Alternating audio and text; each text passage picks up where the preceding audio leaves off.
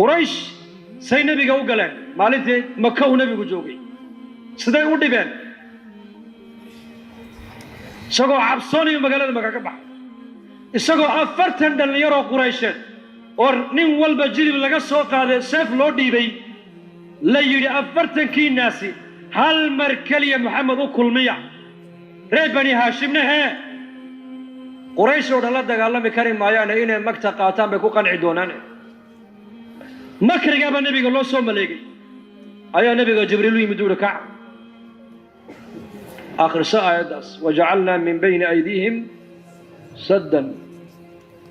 ومن خلفهم سدا فأغشيناهم فهم لا يبصرون ولبعيد النبي وساوق شيء شاحت الوجوه ونحمر النبي وحالة السنة يا نبي عليه الصلاة والسلام إني إشم إني إنده قبو أركان إلهي أمر كيسي أبهيه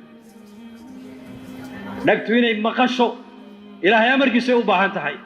قعنتو إني وحقبتو إلهي أمر كيسي أبهان تحي لقتو إني سعوتو إلهي أمر كيسي أبهان تحي ندابك عالمك قعنت إلهي بكو جراع بني آدم كان مدق دقاقي كرام إلهي بوحد دقاق جناعي تصرفاتك عالمك بني آدم ملئ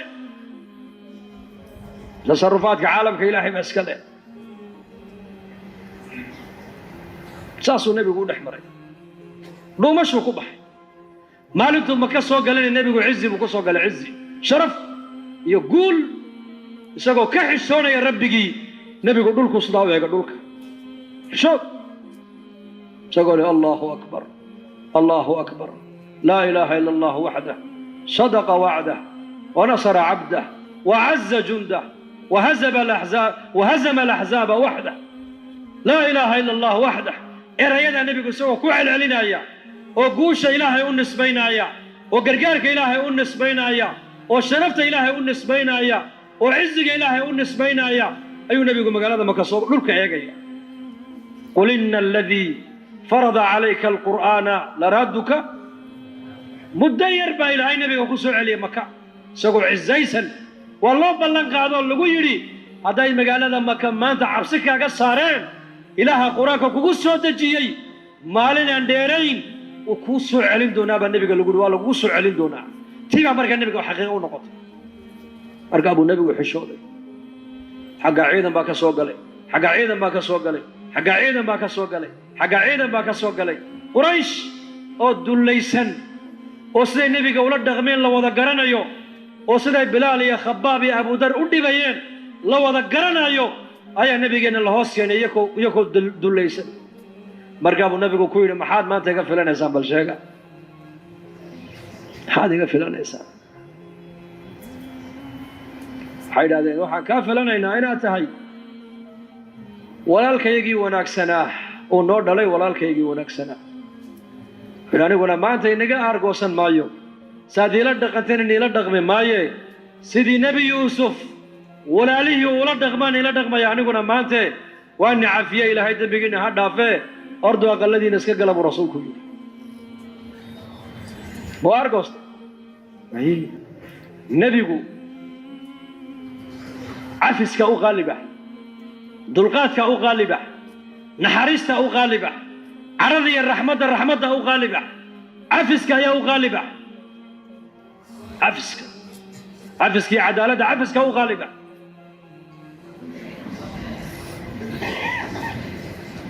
markii quraysh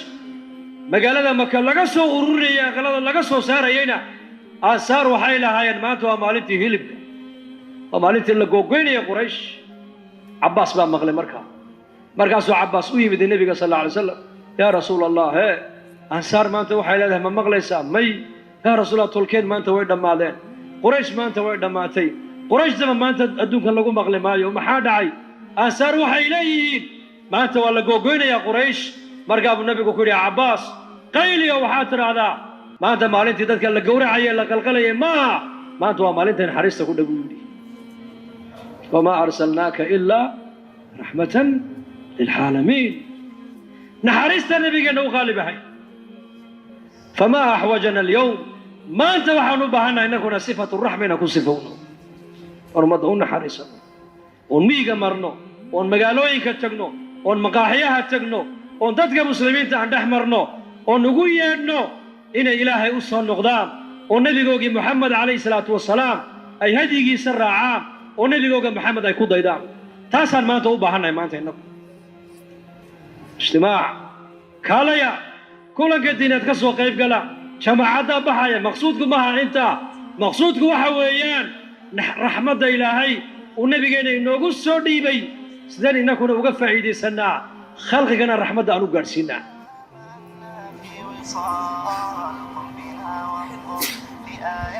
dhinac walba nebigeennu wuxuu ahaa matal lagu dayda buu ahaa dabeecadda hadday akhlaaq ma cadhoonayn naftiisa uma aargoosanayn in loo kaca uma jeclayn saxaabadu markuu nebigu ku soo baxo ayakoo garanaya kicidday u kacaya nebigu inuu dhibsanaayo waa iska fadhiisan jireen fadhigu ugu majluusa salaami jiray mutawaadic suuqa magaalada madiinuu soo galay nin baa jirayay miiga deganaa waxay saxaabadu ku sheegay sheekhu yuusuf qisadaas raxmatullahi calayh ninka dadka reer miiga markuu ninka baadiyu soo lugeeyo uu soo daalo uu soo dhidido ka warrama jidhkiisa maxaa ka ura bal maxay kula tahay carfi nuuceeya weyn waxaa ka uray ma udgoon baa mise waa raa'ixa kale soo maha ninkaasoo magaaladii madiine yimid oo xoolihiisa iibinayo suuqii xoolaha lagu iibinayay jooga ayuu nebigu xagga dambe ka yimid oo indhuhu ka qabtay saas markaa buu nebigu yidhi addoonkan aniga ale ayaa iga iibsanaya waan iibinayaaye markaasuu ninkii xanaaqay waa nin carbeed oo xor ah oo nin intuu xagga dambe uu kaga yimid indhaha u qabtay oo weliba uu ku leeyahay addoonkaygii weeyaane ayaa iga iibsanaya markaasuu ninkii xanaaqay uus galay hubkiina way wadastaan moogtahay ragga carabtu reer miigu saa kuweenuba toorriya qolxadka u sitaan qolxadka ma leedihin inagu ma lihidin inagu xaggeega galbeedka qolxadka weli waa la sitaa mar allihii markuu saxaabigii uu uriyey carfigii nebiga udgoonka ka baxay jirhkiisii ilaa nebiga calayhi salatu wasalaam miisad cajiibuu nebigu lahaa moogtahay innaka markaad yar dhidididba waxaa kaa imanaya maaragtaan dhidid ayaa kaa carfaaya aan udgoonayn oo dadku ay dhibsadaan oo adiga laftigaagu aad dhibsanayso oo iska maydhayso walaakiin nebigu markuu dhididaba baa la yidhi hee isaga jirhkiisa udug baa ka soo baxayay mar allii markuu saxaabigii u uriyey uduggii nebiga ayuu nebigii gartay markaabuu isku xamaaray nebiga jirhkiisii nebigu ma dhihin warrinkaaga reer miigaas u kay dhajine iska kay eeg buu yidhi may markaasuu isku sii xamaaray yaa rasuul allah dee haddaad aniga iibinayso addoonkaagii aad iga dhigtay dee anigu rakiis baan ahay iyo iga kaa iibsan buu yidhi markaa buu nebigu yidhi may rakiis ma tihid bal ilaahay agtiisa haali baa tahay buu nebigu yidhi haali baa tahay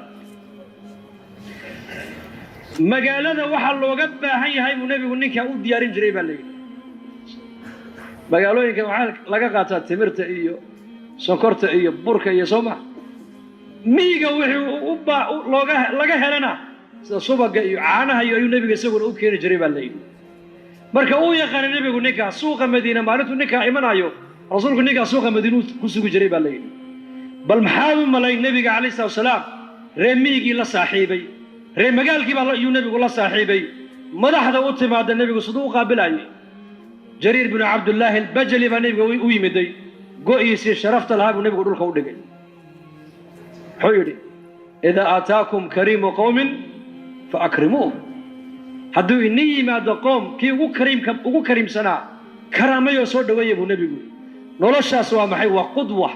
qudwa xasana fii kulli shay dhinac walba waxau nebigu ahaa mihaal lagu dayda ayuu ahaa laakiin walaalayaal waxaan ilownay maanta mihaalka ugu sarreeyey nebi maxamed ee aan kaga dayan lahayn waa maxay een ilowsannahay waxa uu nebigu ka dhigtay mihaalka nebiga ugu sarreeya muslimiintu ay kaga daydaan ee dad badanoo maanta muslimiinta ay ilowsan yihiin inakuna aan ilowsannahay bal aan la yaabsannahay ee dad muslimiina ay la yaaban yihin waa maxay waa in diinta ilaahay laga shaqeeyo ummadda loogu yeedho hidaayadda ummadda in laga fikiro khalqiga sida naxariista loo gaadhsiin lahaa in laga fikiro dacwadda in laga shaqeeyo diintu shaqay u baahan tahay sida adduunyadu maanta shaqo u baahan tahay adduunyada maanta shaqadeedii waa la wada fahmay reer walba way shaqaynayaan maanta odaygii baa shaqayn oo inankii baa shaqayn oo islaantii baa shaqayn oo duqdii baa shaqayn oo wiilkii baa shaqayn oo reerkoo dhan baa adduunyo wada kala haya waa fahmnay taas laakiin diinta shaqo u baahan taa weli inaguma dhaadhicin taasaa markaa la doonaya ummadda in dareenkaa lagu beero maanta oo la yidhaahdo muslimow ayuha almuslim ilaahay muslim buu kaa dhigay laba xil baa ilaahay adiga ku saaray mas-uuliyadda koowaad waa adiga naftaada saa diintaad ugu dhaqmi lahayd ee diintaadaad u baran lahayd mas-uuliyadda labaad waxa weeyaan maadaamoo tahay ummaddii nebiga calayhi salaatu wasalaam dadka adduunyada ku nool nebi dambe u soo socda ma jire adiga iyo anigaa markaa dadka adduunyada ku nool diiniina gaadhsiina laynooga fadhiyaa taasaa markaa maanta maskaxdeena weli ku dhaadhicin dadka in yar dareenkaa helayna waa lala yaaban yahay uuna sheegay nebigu wuxuu yidhi bada'a addiinu gariiba wasayacuudu kamaa bada'a fatuuba lilghurabaa bada'a addiinu gariib waa maxay shay gariib waa maxay waa shayga aanan la oqoonin lala yaabo ee dadka aan markaa hortiina aanan jirin shay gariibuu nebigu la yimid diin gariibuu nebigu la yimid waa lagula yaabay aakhira zamaankana waa la qariibsan buu nebigu yidhi bal hadalka xadiiska si fiican u dhagaysta sharax culamaau dacwa ay ka bixiyeen baan ii sheegaya bada'a addiinu gariiba diin baa gariiba ninka salaada badan leh salaad badnida maa lagula yaabaa bal sheegade may waxaa la odhan ninkani waa nin waa caabid ninka soonka badan leh soon badnida maa lagula yaabaa may boqol soon baa la odhan noo ducee ninka xajka iyo cimrada ilaahay waafajiya ku noqnoqda maa lagula yaabaa may zamzam ma sidaa baa laodhan zamzam nasiib noo soo ducee baa la odhan ninka dikriga badan le maa lala yaabaa may suufi baa la odhan waa suufi noo soo ducadaa suufi ninka caalimka rabbaaniga ummadda cilmiga baraya maa lala yaabaa may sheekh noloshiisa o dhan dadka ummadda cilmiga bara noo soo ducee laakiin ayaa lala yaabay ma taqaana maalintaa tiraada 4 bilood baan baxay oo tabliiq baan raacayaa islaantaadaa kula yaab iska daa cid kale aw hebelba hamuu baxaa baa lagu odhan xagga u socotaa gariib waxaa gariibku markaa waa dacwadda ogow nebiga waa la weydiiyey khurabadu waayo baa lagu yidhi waa kuwa ummaddaydu markay fasaado sunnadayda ku islaaxinaya buu rasuulku yidhi wa fii riwaayati imaam axmed wuxuu nebigu yidhi waa kuwa iyakuna biiraaya ee kobcaya ee ziyaadaya halka dadka kalena ay yaraanayaan buu rasuulku yidhi 92 ijtimaacii ugu horreeyay jabuuti lagu qabto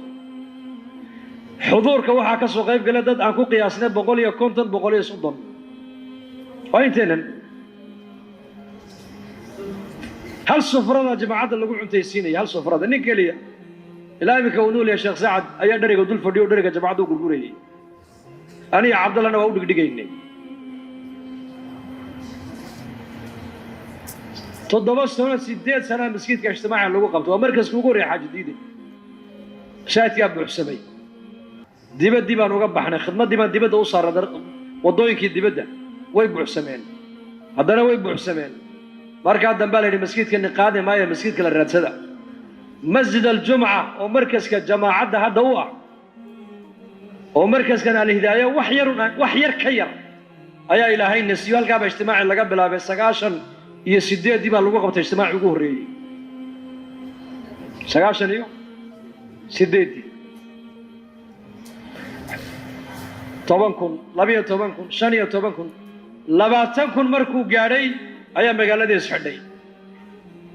waxaanu ku yaallaa markas ku ad aragteen magaalada bartamaheega markaasay culimmadii waxay yidhaahdeen meeshanna qaadi mayse waddankiina cidhiidhi buu gala dhowrkaa cishee waa inaan hellaa meel bannaanka magaalada ka baxsan ilaahay meeshii buuna siiyey dacwaddu waa cajiib kullamaa camalku uu ziyaado meesha kale dacwaddu ay ka dhiganaysa markas waxaad mooddaa ilaahay baa usii hayaba meesha hadda ijtimaaca lagu qabto waa 13 hektaar 13 sanadkan ijtimaacid waxaa qiyaastii lagu qiyaasay xuduurku inuu ahaa 30,000 baa lagu qiyaasay anu markaan qiyaaso aan xalaqaadkiina waraysanay laakiin maalintii sabtidii casarkii ilaa maalinta galligii hore axadda ducadii 30,000 ijtimaaca saddexdaa maalmood joogtay malaha waxaa ku soo ziyaaday qiyaastii 40,000 oo kale ku soo ziyaaday waa imisa